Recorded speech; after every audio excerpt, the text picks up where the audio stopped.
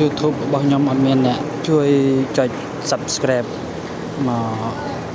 តិចសោះអញ្ចឹងសូមឲ្យបងប្អូនជួយចុច Subscribe ហើយនឹងជួយចុចរូបកណ្ដឹងឲ្យខ្ញុំម្នាក់មួយមកបងមានតែបងទេដែលអាចជួយខ្ញុំបានជួយចុច Subscribe ហើយនឹងចុចរូបកណ្ដឹងឲ្យខ្ញុំម្នាក់មួយមក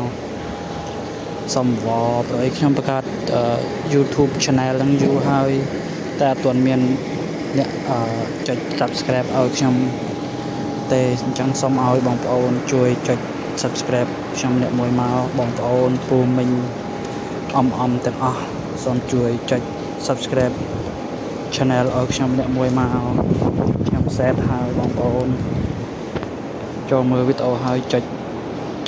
Subscribe មួយមកវាអត់អស់លុយទេអរគុណដល់បងដែលជួយចុច Subscribe